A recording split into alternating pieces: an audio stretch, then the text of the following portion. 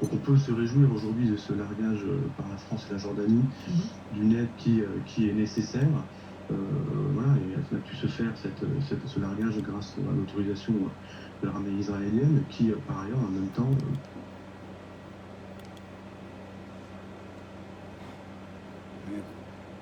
Partie 4. L'écriture des choses. Au XVIe siècle, le langage réel n'est pas un ensemble de signes indépendants, uniformes et lisses, où les choses viendraient se refléter comme dans un miroir pour y énoncer une à une leur vérité singulière. Il est plutôt chose opaque, mystérieuse, refermée sur elle-même, masse fragmentée et de point en point énigmatique, qui se mêle ici ou là aux figures du monde et s'enchevêtre à elle, tant et si bien que, tout ensemble, elles forment un réseau de marques où chacune peut jouer. Et joue en effet, par rapport à toutes les autres, le rôle de contenu ou de signe, de secret ou d'indication. Dans son être brut et historique du XVIe siècle, le langage n'est pas un système arbitraire. Il est déposé dans le monde et il en fait partie à la fois parce que les choses elles-mêmes cachant et manifestant leur énigme comme un langage, et parce que les mots de proposant aux hommes comme des choses à déchiffrer. La grande métaphore du livre qu'on ouvre, qu'on épelle et qu'on lit pour connaître la nature, n'est que l'envers visible d'une autre transfert, beaucoup plus profonde, qui contraint le langage à résider du côté du monde, parmi les plantes, les herbes, les pierres et les animaux.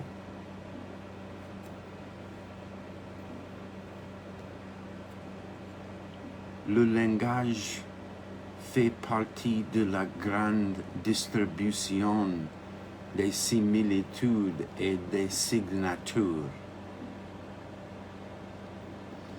Par conséquent, il doit être étudié lui-même comme une chose de nature. Ces éléments ont, comme les animaux, les plantes ou les étoiles, leur loi d'affinité et de convenance, leur analogie obligée. Rému divisait sa grammaire en deux parties. La première était consacrée à l'étymologie, ce qui ne veut pas dire qu'on y cherchait le sens originaire des mots, mais bien les propriétés intrinsiques des lettres, des syllabes, enfin de mots entiers. La seconde partie traitait de la syntaxe. Son propos était d'enseigner le bâtiment des mots entre eux par leur propriété. Et il consistait presque seulement en convenance et mutuelle communion des propriétés, comme deux noms avec le nom ou avec le verbe, de l'adverbe avec tout mot auquel il est adjoint, de la conjonction en l'ordre des choses conjointes. Le langage n'est pas ce qu'il est parce qu'il a un sens. Son contenu représentatif, qui aura tant d'importance pour les grammairiens au XVIIe et du XVIIIe siècle, qu'il servira de fil directeur à leur analyse, n'a pas ici de rôle à jouer. Les mots groupant des syllabes et les syllabes des lettres parce qu'il y a déposé en celles-ci des vertus qui les rapprochant et les disjoignant.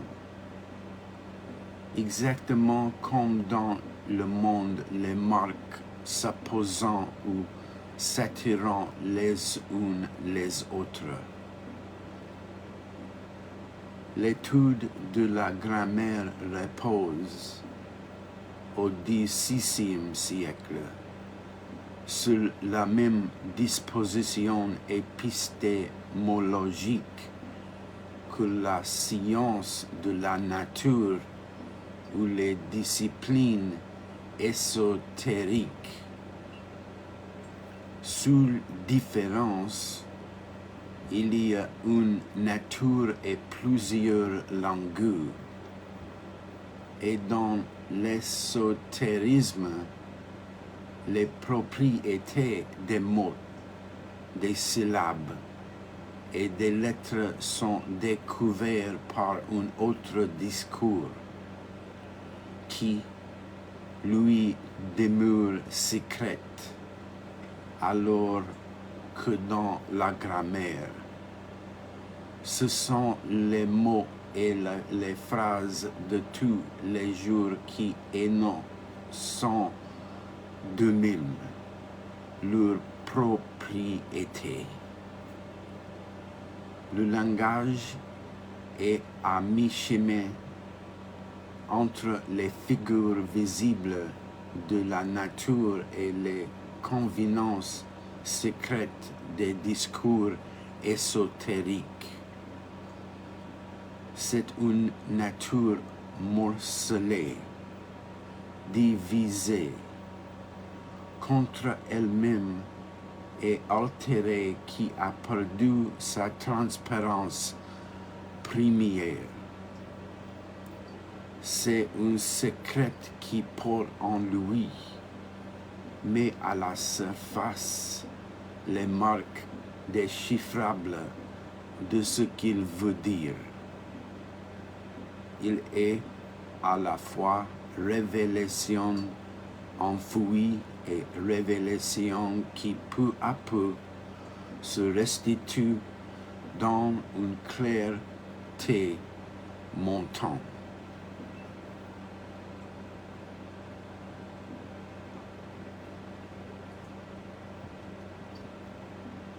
sous sa forme première, quand il fut donné aux hommes par Dieu lui-même.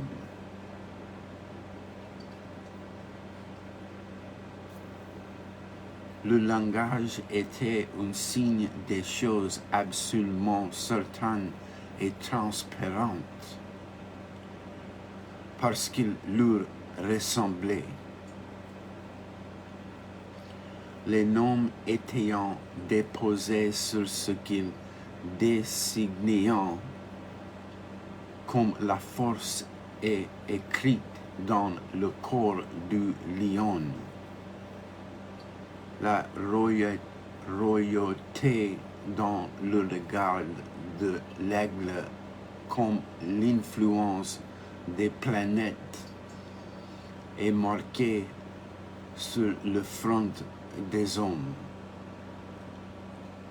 par la forme de la similitude.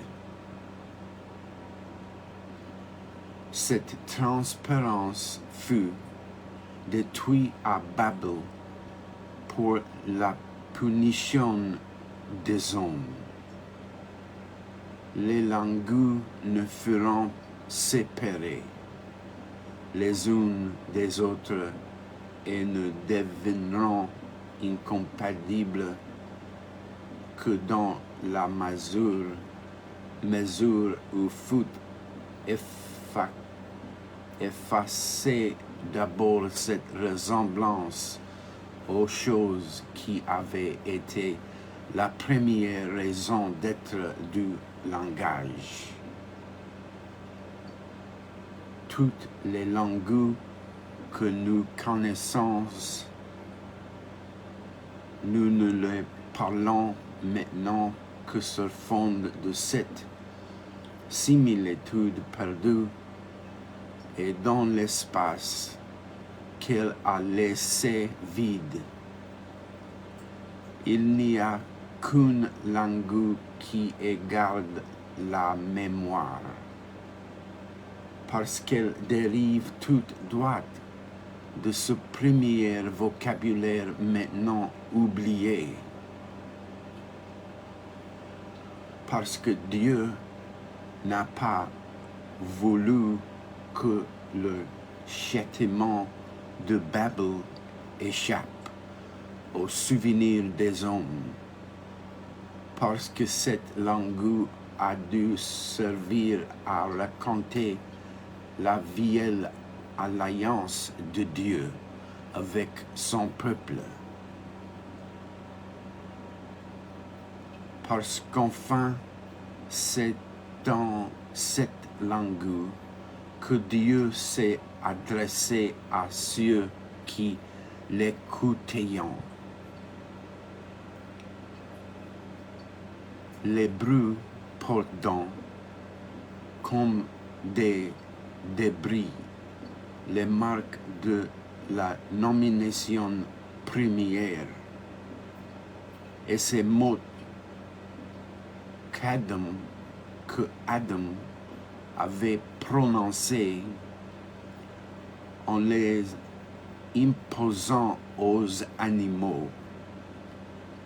Ils sont demeurés, au moins en partie, important avec eux dans leur épaisseur, comme un fragment de savoir silencieux. Les propriétés immobiles des êtres. Ainsi, la cigogne, tant louée à cause de la charité envers ses pères et mères, est appelée en hébreu chassida, c'est-à-dire débonnaire, charitable, doué de pitié. Le cheval nommé Su est estimé du verbe hassas, si plutôt ce verbe n'en est dérivé qui signifiait s'élever, car entre tous les animaux à quatre pieds, s'estuer là et fier et brave, comme Job le décrit au chapitre 39. Mais ce ne sont plus là que des monuments fragmentaires. Les autres langues ont perdu ces similitudes radicales que seul l'hébreu conserve pour montrer qu'il a été jadis à langue commune à Dieu, à Adam et aux animaux de la première terre. Mais si le langage ne ressemble plus immédiatement aux choses qu'il nomme, il n'est pas pour autant séparé du inonde.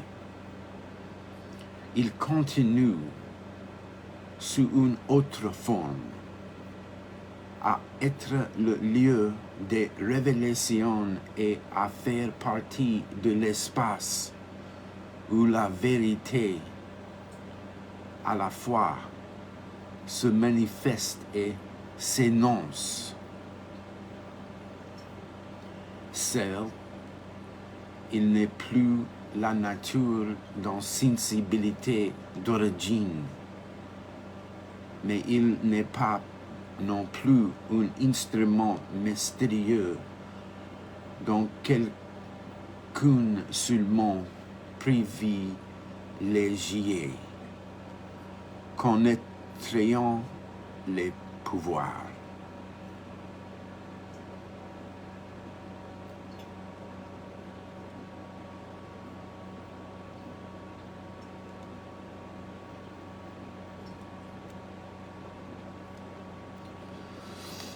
Il est plutôt la figure du monde en train de se racheter et se mettant enfin à l'écoute de la vraie parole. C'est pourquoi Dieu a voulu que le latin, langage de son Église, se répande sur tout le globe terrestre. C'est pourquoi tous les langages du monde tels qu'on a pu les connaître grâce à cette conquête formant ensemble l'image de la vérité. L'espace où ils se déployant et leur enchevêtrement libérant le signe du monde sauvé, tout comme la disposition des premiers noms ressemblant aux choses que Dieu avait mises au service de Adam.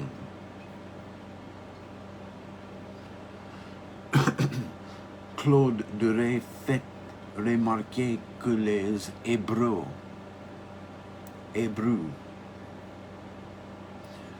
les Cananéens, les Samaritains, les Chaldéens, les Syriens, les Égyptiens, les Puniques, les Carthaginoises, les Arabes, les Saracines, les Turcs, les Maures, les Persans, les Tartares écrivant de droite à gauche, suivant ainsi le corps et mouvement journal du premier ciel, qui est très parfait, suivant l'opinion du grand Aristote, approchant de l'unité, les Grecs, les Georgiens, les Maronites, les Jacobites, les Coptites, les Théserviennes, les Poznaniennes, et bien sûr les Latines et tous les Européens, écrivant de gauche à droite suivant. Le corps et mouvement du 12e ciel, ensemble des 7 planètes,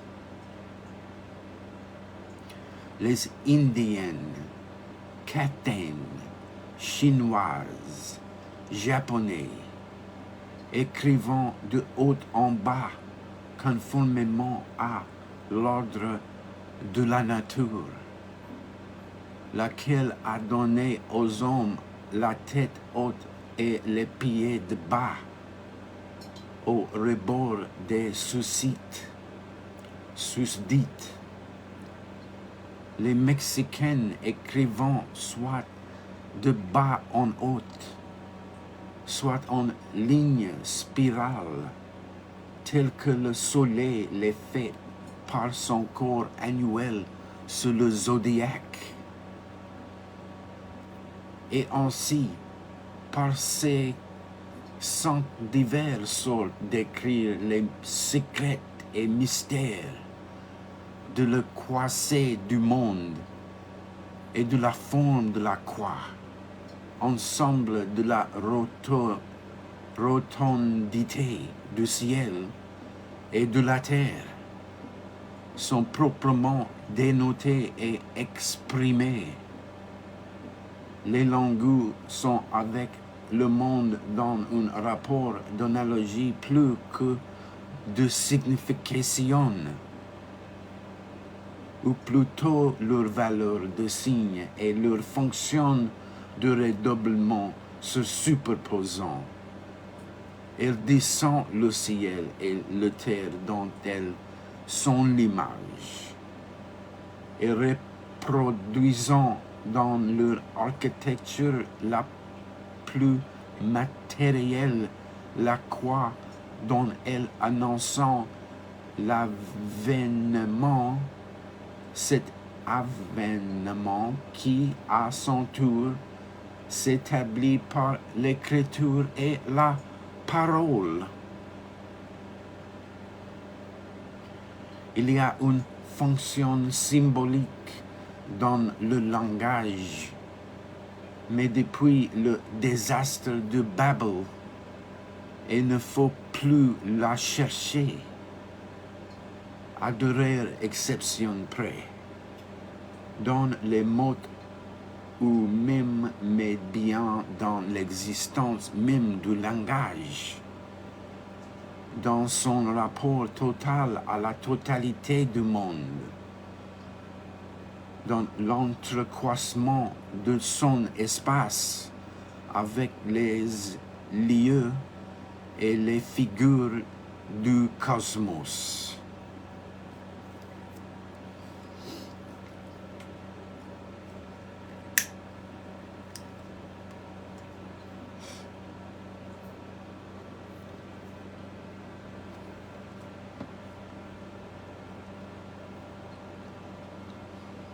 De là, la forme du projet encyclopédique tel qu'il apparaît à la fin du XVIe siècle ou dans la première année au siècle suivant, n'ont pas reflété ce qu'on sait dans l'élément neutre du langage. L'usage de l'alphabet comme ordre encyclopédique arbitraire,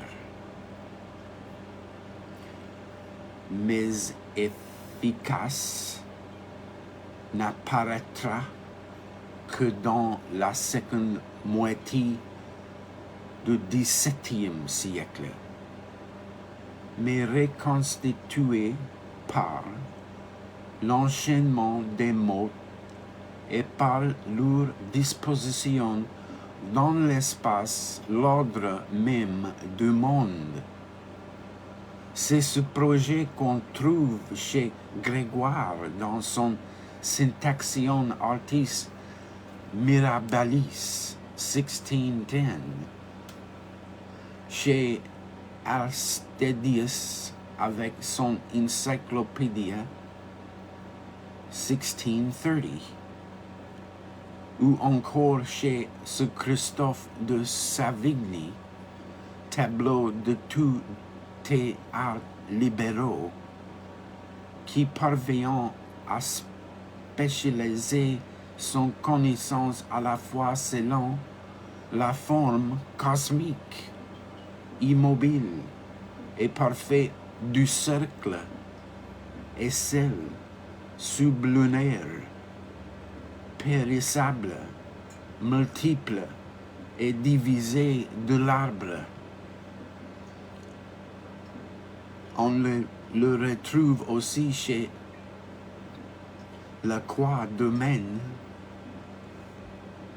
qui imagine un espace à la fois d'encyclopédie de bibliothèque,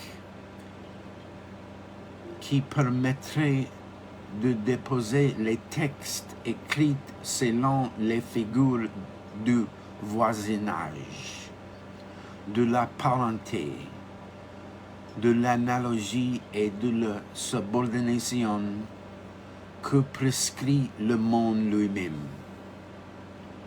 De toute façon, un tel entrelacement du langage et des choses dans un espace qui leur serait commun suppose un privilège absolu de l'écriture.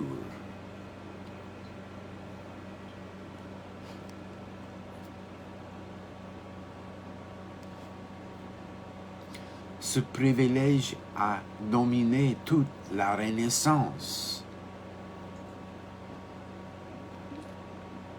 et sans doute a-t-il été un des grands événements de la culture occidentale.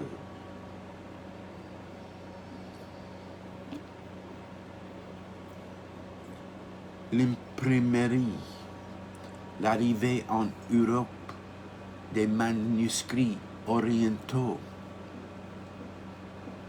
l'apparition d'une littérature qui n'était plus faite pour la voix ou la représentation ni commandée par elle, le pas donné à l'interprétation des textes religieux sous la tradition et le magistère de l'Église. Tout cela témoigne, sans qu'on puisse faire la part des effets et des causes, de la place fondamentale prise en Occident par l'écriture.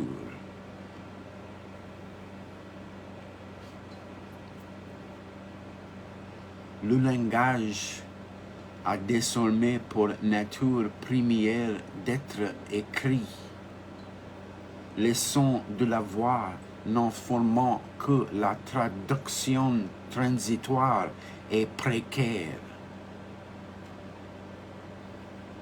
Ce que Dieu a déposé dans le monde, ce sont des mots écrits. Adam, lorsqu'il a imposé le premier nom aux bêtes, n'a fait que lire ces marques visibles et silencieuses. La loi a été confiée à des tables, non pas à la mémoire des hommes, et la vraie parole. C'est dans un livre qu'il faut la retrouver. Virginir et durer, dissayant l'une et l'autre, est un terme à peu près identique que l'écrit avait toujours précédé le parler, certainement dans la nature, peut-être même dans le savoir des hommes.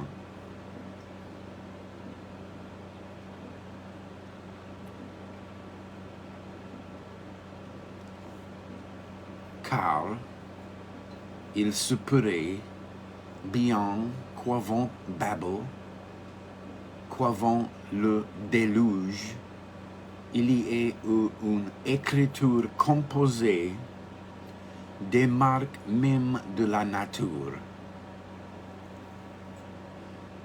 Ce bien que ces caractères auraient au pouvoir d'agir directement sur les choses,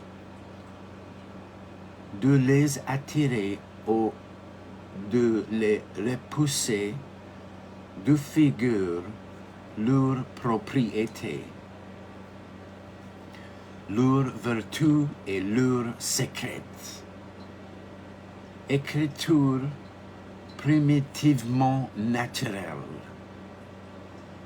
dont peut-être certains savoirs ésotériques et la Kabbale au premier chef ont conservé la mémoire dispersée et tentant de ressaisir les pouvoirs depuis longtemps endormis. L'ésotérisme au XVIe siècle est un phénomène d'écriture, non de parole. En tout cas, celle-ci est dépouillée de ses pouvoirs. Elle n'est de son viginaire aidré que la part femelle du langage, comme son intellect passif. L'écriture, elle, c'est l'intellect agent, le principe même du langage. Elle seule détient la vérité.